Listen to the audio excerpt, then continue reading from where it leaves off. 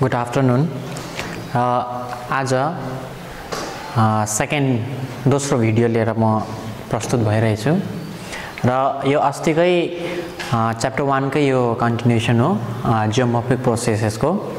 र अस्ति जियोमर्फिक प्रोसेसेसमा हामीले फिजिकल वेदरिङ, केमिकल वेदरिङ अनि बायोलोजिकल वेदरिङको विषयमा पढेका थियौं र त्यसमा मैले भनेको थिएँ कि फिजिकल वेदरिङमा एजेन्ट्सहरू छ, टेम्परेचर, विन्ड, फ्रस्ट, रेनफलहरू फिजिकल वेदरिङको एजेन्ट्सहरू हो।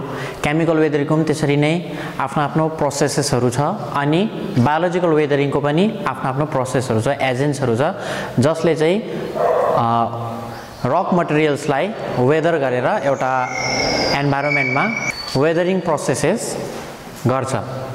र आज फिजिकल वेदरिङको एजेन्ट्स अफ फिजिकल वेदरिङको के भूमिकाहरू छ, के रोलहरू छ एन्भाइरोमेन्टमा, त्यो विषयमा आज हामी चर्चा गरौँ। र फिजिकल वेदरिङ, अब यहाँ विशेष जान्नुपर्ने कुरा के छ भने फिजिकल वेदरिङलाई मेकानिकल वेदरिङ पनि भनेर भनिन्छ। र फिजिकल वेदरिङको एजेन्ट्सहरू चाहिँ टेम्परेचर, विन्ड, फ्रस्ट अनि रेनफल यहाँ लेखिएको छ। यो एजेन्ट्सहरूद्वारा फिजिकल वेदरिङ हुन्छ। अब यसको विषयमा हामी चर्चा गरौँ र यो टेम्परेचर, विन्ड, फ्रस्ट र रेनफलको चाहिँ कस्तो कस्तो रोलहरू छ एन्भाइरोमेन्टमा, जसले गर्दाखेरि यो एजेन्ट्सहरू चाहिँ रक मटेरियल्समाथि एक्ट हुन्छ र रक्समाथि एक्ट हुँदाखेरि रक्स चाहिँ कसरी वेदर्ड हुन्छ, त्यो कसरी डिसइन्टिग्रेट हुन्छ, त्यो विषयमा आज हामी चर्चा गरौँ। त पहिला छ role of temperature. Role of टेम्परेचरमा according to the given syllabus role of टेम्परेचरमा ब्लक डिसइन्टिग्रेसन, एक्सपोल्युसन र ग्रेन्युल डिसइन्टिग्रेसन छ। अब टेम्परेचरले कस्तो काम गर्छ, टेम्परेचरले कस्तो काम गर्छ भन्दाखेरि टेम्परेचर ड्युरिङ नाइटमा टेम्परेचर के हुन्छ, डिग्रिज हुन्छ अनि डे टाइममा सनको कारणले गर्दाखेरि, सन एनर्जीको कारणले गर्दाखेरि टेम्परेचर इन्क्रिज हुन्छ। र यो डिग्रिज इन्क्रिजको यो टेम्परेचरले गर्दाखेरि रक मटेरियल्समाथि यसको एक्सन हुन्छ र एक्सन हुँदाखेरि चाहिँ रक्स के हुन्छ, एक्सपोइल्ड हुन्छ, यसको रक्स डिसइन्टिग्रेट हुन्छ र रक्सले डिसइन्टिग्रेट भएर पेबल्समा चेन्ज हुन्छ, सोइलहरू फर्मेसन हुन्छ। रोल अफ टेम्परेचरमा ब्लक डिसइन्टिग्रेसन, यो विशेष जान्नुपर्ने कुरा छ। ब्लक डिसइन्टिग्रेसन भनेको के हो भन्दाखेरि एउटा ठुलो ढुङ्गामा टेम्परेचरले कसरी भूमिका खेल्छ भन्दाखेरि, कसरी आफ्नो रोल अपनाउँछ भन्दाखेरि चाहिँ त्यो डिग्रिज हुँदाखेरि कुनै पनि रक्स मटेरियल्समा टेम्परेचर डिग्रिज हुँदाखेरि त्यसमा रक्स के हुन्छ, कन्ट्र्याक्ट हुन्छ, त्यो चड्किन्छ अनि टेम्परेचर हाई हुँदाखेरि त्यो के हुन्छ, एक्सपान्ड हुन्छ। त्यो एक्सपान्ड हुन्छ, फेरि कन्ट्र्याक्ट हुन्छ, एक्सपान्ड हुन्छ, कन्ट्र्याक्ट हुन्छ। यो कन्टिन्यू प्रोसेसले गर्दाखेरि ब्लक यानि रक मटेरियल के हुन्छ, डिसइन्टिग्रेट हुन्छ, त्यो टुक्रिन्छ। अनि एक्सपोल्युसन भनेको यसको अर्को नाममा ओनियन वेदरिङ पनि भन्छ। वाट इज एक्सपोल्युसन भन्दाखेरि जब रक मटेरियल्सको कुनै पनि सर्फेस पिल्ट अप हुन्छ यानि उकिन्छ टेम्परेचरको प्रोसेसले गर्दाखेरि, due to the degrees and increase process of temperature, जब रक्सको कुनै पनि सर्फेस चाहिँ पिल्ट अप हुन्छ यानि उकिन्छ, त्यो प्रोसेसलाई चाहिँ एक्सपोल्युसन पनि भन्छ, या जियोग्राफीको अर्को भाषामा भन्नु हो भने ओनियन वेदरिङ पनि भन्छ। जसरी प्याज हामी उकाउँदाखेरि बोक्रा जसरी उकिन्छ, प्याजको पत्र उकेको जस्तै रक्स मटेरियल्स पनि त्यसरी नै उकिन्छ। केले गर्दाखेरि, टेम्परेचरले गर्दाखेरि, यसलाई एक्सपोल्युसन भन्छ। अनि ग्रेन्युल डिसइन्टिग्रेसन, जब रक्स चाहिँ एउटा स्टेजमा पुगिसकेपछि, जब टेम्परेचरको प्रोसेसले गर्दाखेरि एक्सपान्ड अनि टेम्परेचर डिग्रिज अनि इन्क्रिज प्रोसेसले गर्दाखेरि, टेम्परेचरको डिग्रिज अनि इन्क्रिज प्रोसेसले गर्दाखेरि जब रक्स चाहिँ के हुन्छ, ग्रेन्युल यानि सानो सानो चोइटामा जब चेन्ज हुन्छ, त्यो जब डिसइन्टिग्रेट हुन्छ त्यसलाई चाहिँ ग्रेन्युल डिसइन्टिग्रेसन भनेर जियोग्राफीमा भनिन्छ। यो चाहिँ टेम्परेचरको रोल भयो। अनि अर्को फिजिकल वेदरिङको अर्को एजेन्ट्स के छ, विन्ड छ। विन्डले विशेष जान्नुपर्ने कुरा के छ भन्दाखेरि विन्डले चाहिँ कस्तो ठाउँमा चाहिँ आफ्नो रोल खेल्छ भन्दाखेरि चाहिँ arid and semi arid regions यानी डेजर्ट रिजनतिर मरुभूमि स्थलतिर जारिन चाहिँ विशेष बलुवाको जग्गाहरू हुन्छ त्यो ठाउँमा चाहिँ विन्डले विशेष के गरेको हुन्छ रोल खेलेको हुन्छ र एरिड एन्ड सेमी एरिड रिजन्समा र विन्डले त्यहाँ कसरी रोल गर्छ खेल्छ भन्दाखेरि कसरी त्यसको भूमिका निर्वाह गर्छ भन्दाखेरि अब जस्तै मरुभूमिमा गयो भने त्यहाँ धेरै प्रकारको ल्यान्डफर्म्सहरू याडाङ्स भन्छ जिउजेन्स भन्छ यस्तो रेसिडुअल हिल्सहरू भन्छ मसरुम रक्सहरू भन्छ यस्तो थुप्रो खालको ढुङ्गाहरू ल्यान्डफर्महरू हामी के गर्छ देख्नु सकिन्छ एरिड अनि सेमी एरिड रिजनतिर त्यो चाहिँ कसरी भन्दाखेरि जब विन्ड आउँछ विन्ड जब ब्लो हुँदाखेरि त्यसले के गर्छ इरोड गरेर लान्छ कुनै पनि पार्टिकल्सलाई सोइल पार्टिकल्सलाई डेजर्टमा भएको त्यो सोइल पार्टिकल्सलाई के गर्छ इरोड गरेर लान्छ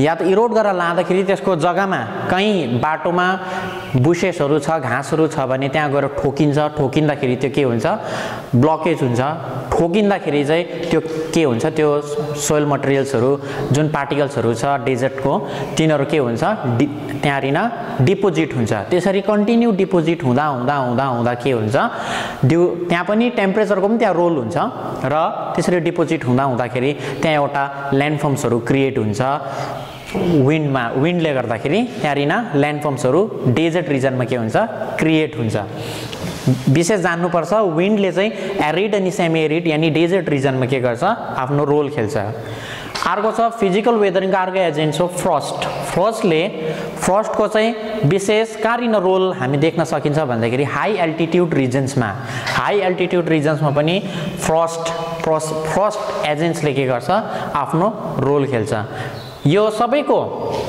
सबै एजेन्ट्सहरूको रोल एउटै हो रक मटेरियल्सलाई के गर्नु डिसइन्टिग्रेट गर्नु कसरी यिनीहरूले रक मटेरियल्समा वेदरिङ प्रोसेसहरू गर्छ र फ्रस्टले चाहिँ विशेष जान्नुपर्ने हाई एल्टिट्युड जहाँरिन चाहिँ एकदमै कोल्ड रिजन्सहरूतिर चाहिँ फ्रस्टले के गर्छ आफ्नो रोल खेल्छ अब त्यो चाहिँ कसरी भन्दाखेरि जब ढुङ्गामा कुनै पनि रक मटेरियल्समा जब पानी के हुन्छ पस्छ पानी पसिसकेपछि के हुन्छ भन्दाखेरि when it enters into the rock त्यति बेला के हुन्छ भन्दाखेरि टेम्परेचर डिग्रिज हुँदाखेरि त्यो भित्रको पानी के हुन्छ जमिँदाखेरि चाहिँ के हुन्छ एक्सपान्ड हुन्छ कन्ट्र्याक्ट हुन्छ त्यसरी टेम्परेचरको डिग्रिज एन्ड इन्क्रिज प्रोसेसले गर्दाखेरि रक्समा त्यस्तो खालको फर्मेसनहरू देख्न सकिन्छ यो चाहिँ फ्रस्टको कारणद्वारा हाई एल्टिट्युडको रिजन कुरामा चाहिँ त्यसरी रक्स के हुन्छ डिसइन्टिग्रेट भएर चाहिँ एउटा पेबल्सहरूमा या सोइल फर्मेसनमा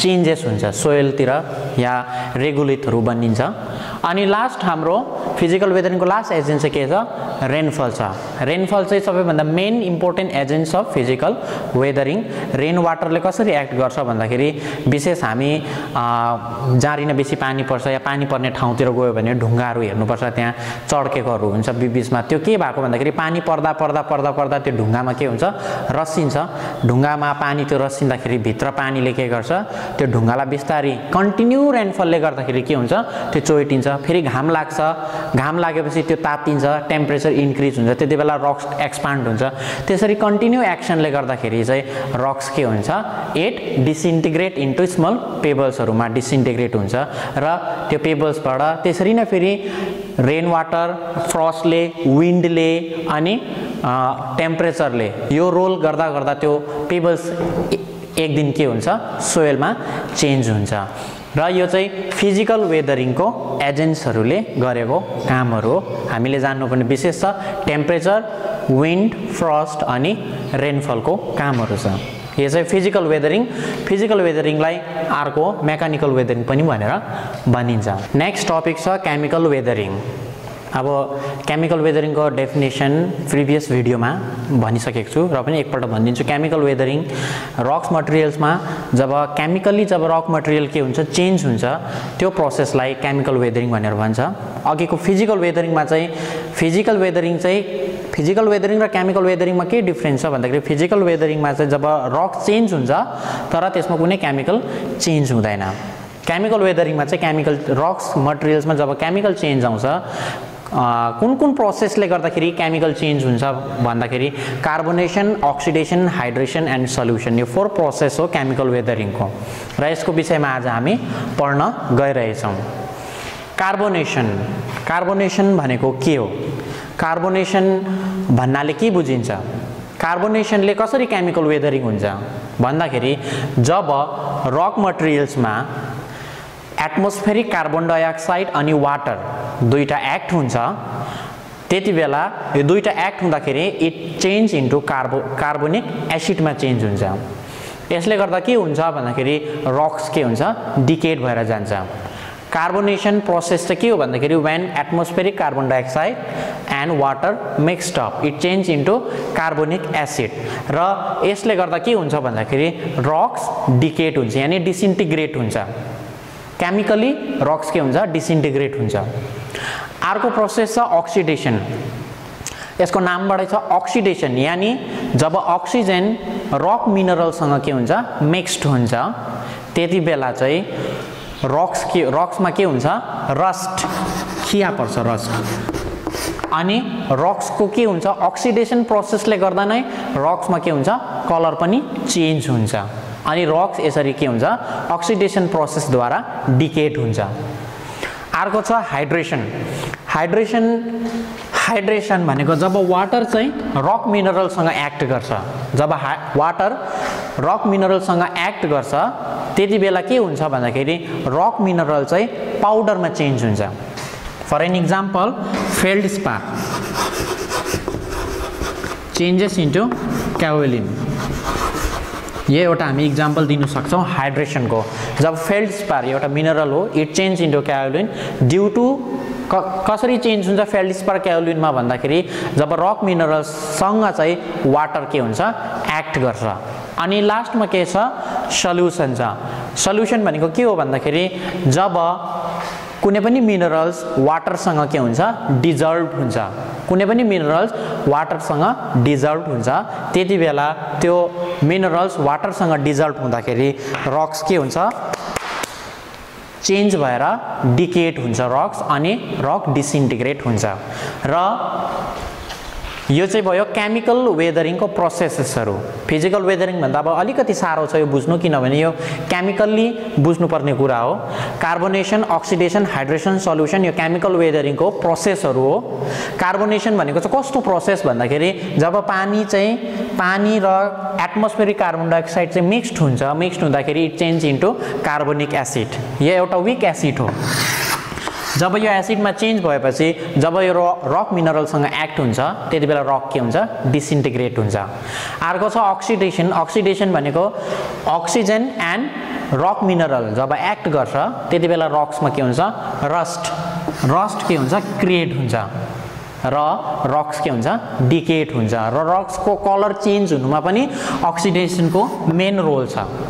अर्को छ हाइड्रेसन। हाइड्रेसन भनेको when water mixed with rock minerals, जब रक मिनरलसँग वाटर के हुन्छ? एक्ट गर्छ या मिक्स्ड हुन्छ या कम्बाइन हुन्छ, त्यति बेला के हुन्छ भन्दाखेरि rock mineral change into powder अनि रक्स के हुन्छ? डिकेड भएर जान्छ। र लास्टमा के छ? सल्युसन प्रोसेस छ। सल्युसन प्रोसेसले के गर्छ भन्दाखेरि वाट इज सल्युसन प्रोसेस? जब वाटरसँग चाहिँ मिनरल के हुन्छ? डिजल्भ हुन्छ। वाटरमा जब मिनरल डिजल्भ हुन्छ, सल्युसन प्रोसेस भनेको चाहिँ जब रक मिनरलसँग वाटर के हुन्छ? डिजल्भ हुन्छ, त्यति बेला रक्स के हुन्छ? डिकेड हुन्छ यानी डिसइन्टिग्रेट हुन्छ। र यो चाहिँ केमिकल वेदरिङको 4 वटा प्रोसेसेसहरू हो। नेक्स्ट छ बायोलोजिकल वेदरिङ। यो एकदम सर्ट छ, यो बुझ्नु सजिलो पनि छ। बायोलोजिकल वेदरिङ भन्दाखेरि जब लिभिङ अर्गानिजमले एन्भाइरोमेन्टमा जब रक मटेरियलमाथि एक्ट गरेर रक्सहरूमा एक्ट गरेर जब रक्सलाई डिसइन्टिग्रेट गर्छ त्यसलाई भन्छ बायोलोजिकल वेदरिङ। बायोलोजिकल वेदरिङमा 2 वटा एजेन्ट्सहरू छ, फ्लोरा एन्ड फाउना यानी प्लान्ट्स एन्ड एनिमल्स छ। एनिमल्सले पनि एन्भाइरोमेन्टमा रक मटेरियल्सलाई के गर्छ? डिसइन्टिग्रेट गर्छ आफ्नो एक्सनद्वारा, अनि प्लान्ट्सले पनि के गर्छ? रक मटेरियललाई डिसइन्टिग्रेट गर्छ आफ्नो एक्सनद्वारा। तिनीहरूको पनि के छ? एन्भाइरोमेन्टमा रोल छ। त्यो कसरी भन्दाखेरि प्लान्ट्सको कुरा गर्दाखेरि अब प्लान्ट्स जब इट ग्रोस, जब प्लान्ट बढ्छ, प्लान्ट बढ्दै जाँदाखेरि त्यसको रुट्स पनि के हुन्छ, it goes deeper into the earth, जब अर्थको भित्र के हुन्छ, रुट्स पनि के हुन्छ, अझै डिप जान्छ। डिप जाँदाखेरि भित्रको रक्सहरूमा त्यसले के गर्छ, आफ्नो पकड राख्छ, यानि पक्रिन्छ त्यसले। त्यो पक्रिँदाखेरि रुख बढ्दै जान्छ, जरा पनि बढ्दै जान्छ, जरा बढ्दै जाँदाखेरि रक्स के हुन्छ, रक्सलाई टाइट पक्रिँदाखेरि त्यो सोर्स अफ टाइममा के हुन्छ भन्दाखेरि त्यो रक्स के हुन्छ, रुखको जराले गर्दाखेरि के हुन्छ, डिसइन्टिग्रेट हुन्छ, यसरी टुक्रिन्छ रक्स।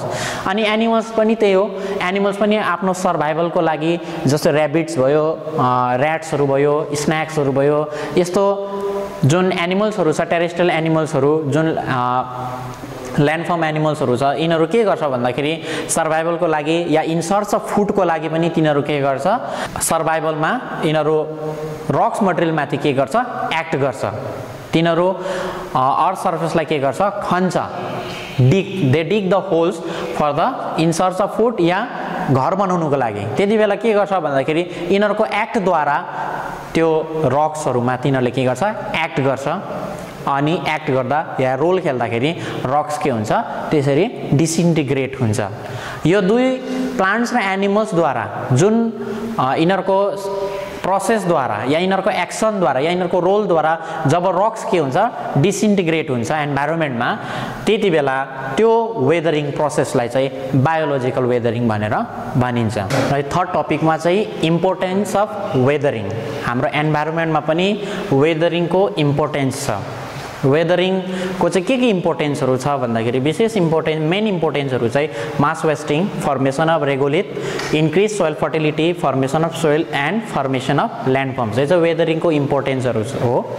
अब मास वेस्टिङको बारेमा पहिला चर्चा गरौँ। मास वेस्टिङ भनेको के हो? त्यो मास वेस्टिङ भनेको चाहिँ जब ह्युज एमाउन्ट अफ रक्स डेब्रिजहरू from the top of the hill, त्यो कुनै ल्यान्डस्लाइडद्वारा या कुनै अर्थको ग्रेभिटेसनद्वारा जब त्यो फुट हिलमा झर्छ, त्यो प्रोसेसलाई के भनिन्छ? मास वेस्टिङ भनिन्छ। यसले के हुन्छ भन्दाखेरि विशेष गरेर हिल एरियातिर चाहिँ के हुन्छ भन्दाखेरि रोड्सहरू ड्यामेज हुनसक्छ या ल्यान्डफर्म्सहरू, हिल ल्यान्डफर्म्सहरू के हुन्छ? ड्यामेज हुन्छ मास वेस्टिङद्वारा। अर्को फर्मेसन अफ रेगोलिथ। वेदरिङको प्रोसेसद्वारा के हुन्छ? रेगोलिथ फर्म हुन्छ। अब यो जान्नुभन्दा पहिला रेगोलिथको बारे जान्नु पर्यो। वाट इज रेगोलिथ भन्दाखेरि द लुज सोयल सर्फेसलाई के भनिन्छ? रेगोलिथ भनिन्छ।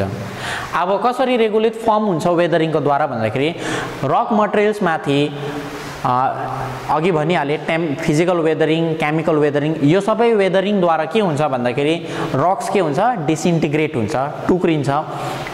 टुक्रिँदै जाँदा त्यो पेबल्समा, ग्रेन्युलमा चेन्ज हुन्छ, पेबल्समा चेन्ज हुन्छ, स्टोनमा चेन्ज हुन्छ, बिस्तारै बिस्तारै त्यो के हुन्छ? सोयल फर्मेसन हुँदै जान्छ र रक सर्फेसमा एउटा रेगोलिथ नाम भएको एउटा लुज लेयर, सोयल लेयर के हुन्छ? फर्म हुन्छ। अर्को छ इन्क्रिज्ड सोयल फर्टिलिटी। वेदरिङ प्रोसेसद्वारा के हुन्छ? सोयलमा पनि के हुन्छ? फर्टिलिटी इन्क्रिज्ड हुन्छ। कसरी भन्दाखेरि रक्स हामीले जानेकै हो, रक्स मटेरियल जुन रक्स हुन्छ, रक्स चाहिँ खाली केले मात्र नबनेको भन्दाखेरि सानो सानो ढुङ्गा चोइटाहरू सोयलहरू मात्रै नमिलेर होइन, रक्समा चाहिँ हामी के पाउँछौँ भन्दाखेरि मिनरल्सहरू पाउँछौँ। र जब त्यो रक के हुन्छ? डिसइन्टिग्रेट हुन्छ, टुक्रिन्छ, डिसइन्टिग्रेट भएर जब त्यो सोयलमा चेन्ज हुन्छ, त्यति बेला त्यो मिनरल्स पनि के हुन्छ? त्यो सोयलमा प्रेजेन्ट हुन्छ। यसले गर्दाखेरि सोयलमा के हुन्छ? फर्टिलिटी बढेर जान्छ या सोयलको फर्टिलिटी बेसी हुन्छ। अर्को छ वेदरिङको प्रोसेसद्वारा मेन इम्पोर्टेन्ट चाहिँ फर्मेसन अफ सोयल। त्यो जानेकै कुरो, वेदरिङ प्रोसेसद्वारा के हुन्छ? सोयल फर्म्ड हुन्छ। यानि रक मटेरियलमा जब टेम्परेचरले, रेनफलले, प्लान्ट्सले, एनिमल्सले एक्ट गर्दा गर्दा जब त्यो रक डिसइन्टिग्रेट हुन्छ, रक डिसइन्टिग्रेट भएपछि इन कोर्स अफ टाइम त्यो के हुन्छ भन्दाखेरि सोयलमा चेन्ज हुन्छ र यसरी सोयल बनिन्छ वेदरिङको प्रोसेसद्वारा। अनि लास्टमा के छ? Formation of ल्यान्डफर्म्स। वेदरिङको प्रोसेसद्वारा के हुन्छ? हाम्रो अर्थ सर्फेसमा ल्यान्डफर्म्सहरू बनिन्छ। जस्तै अघि भनिहालेँ विन्डको, विन्डले एरिड अनि सेमी एरिड रिजनमा के गर्छ, एक्ट गर्छ, त्यसले इरोड गर्छ, वेदर्ड गर्छ। त्यसो हुँदा हुँदा डेजर्ट रिजनमा विन्डले धेरैवटा के बनाउँछ, ल्यान्डफर्म्सहरू बनाउँछ। र यसरी वेदरिङको यो इम्पोर्टेन्सहरू छ, योभन्दा पनि अझै बेसी इम्पोर्टेन्सहरू छ। ज्यादा बेसी इम्पोर्टेन्सलाई हामी के गर्न सकिँदैन, छोटो समयमा डिस्कस गर्न सकिँदैन। र यो मेन इम्पोर्टेन्सहरू बताइदिएको। एउटा मास वेस्टिङ हो, अघि भनिहालेँ। मास वेस्टिङ भनेको huge amount of rock debris when falls from the top of the hill at the foot hill. जब त्यो फुट हिलमा झर्छ रक डेब्रिजहरू, त्यति बेला त्यो प्रोसेसलाई मास वेस्टिङ भनेर भन्छ। यसले विशेष गरेर एन्भाइरोमेन्टमा ड्यामेजहरू क्रिएट गर्छ। एन्ड रेगुलेट फर्म हुन्छ वेदरिङको प्रोसेसद्वारा। वेदरिङको प्रोसेसद्वारा सोइलमा फर्टिलिटी इन्क्रिज हुन्छ, किनभने रक मटेरियल केले बनिएको हुन्छ, मिनरल पनि प्रेजेन्ट हुन्छ रकमा। जब त्यो रक नै सोइलमा चेन्ज भएपछि सोइलमा के हुन्छ, मिनरल प्रेजेन्ट हुन्छ। र यसले के गर्छ भन्दाखेरि एग्रिकल्चरलाई, यसले सोइल फर्टिलिटी भएकोले गर्दाखेरि एग्रिकल्चरमा ठुलो इन्फ्लुएन्स हुन्छ। एग्रिकल्चर प्रोडक्सन के हुन्छ, बढेर जान्छ। र सोइल पनि फर्मेसन हुन्छ वेदरिङ प्रोसेसद्वारा। सोइल कहाँबाट बनिन्छ भन्दाखेरि चाहिँ सोइल बनिने सोर्स नै रक हो, रकबाट नै सोइल बनिन्छ। अनि त्यो रकमा फिजिकल्ली, केमिकल्ली या बायोलोजिकल्ली प्रोसेसहरू एक्ट हुँदा हुँदा हुँदा हुँदा त्यो रक्स के हुन्छ, इन कोर्स अफ टाइम, कति वर्ष बाद, कति मिलियन इयर्समा त्यो रक के हुन्छ, सोइलमा चेन्ज हुन्छ। र सोइल बनिन्छ नै रकबाट। एन्ड ल्यान्डफर्म्सहरू वेदरिङ प्रोसेसद्वारा के हुन्छ, ल्यान्डफर्म्सहरू बनिन्छ। अनि ल्यान्डफर्म्सहरू हाम्रो एन्भाइरोमेन्टमा के हुन्छ, हाम्रो अर्थ सर्फेसमा के हुन्छ, वेदरिङ प्रोसेसद्वारा क्रिएट हुन्छ। So this are the main importance of weathering. र यो जियोमोर्फिक प्रोसेसेसभित्र आउने टपिक हो वेदरिङ। हामीले पढ्यौँ फिजिकल वेदरिङ, केमिकल वेदरिङ अनि बायोलोजिकल वेदरिङ। एन्ड आशा गर्छु सायद सबैले बुझ्ने कोसिस गर्नु यो जियोग्राफीको यो च्याप्टर 1 को यो टपिक हो। र हामीले कोसिस गर्दैछौँ अनलाइन क्लासेसहरू गरेर स्टडी मटेरियललाई अनलाइनद्वारा नै सबै स्टुडेन्ट्सहरूको घर घरमा पुर्याउने कोसिस गर्दैछौँ। अनि सबैले आफ्नो आफ्नो स्टडी मटेरियलहरूलाई, सब्जेक्टहरूलाई मोबाइलमा या ल्यापटपमा हुन्छ कि मोबाइलमा हुन्छ, कम्प्युटरमा हुन्छ, खोलेर हेर्ने र पढ्ने म निवेदन गर्दछु। Thank you.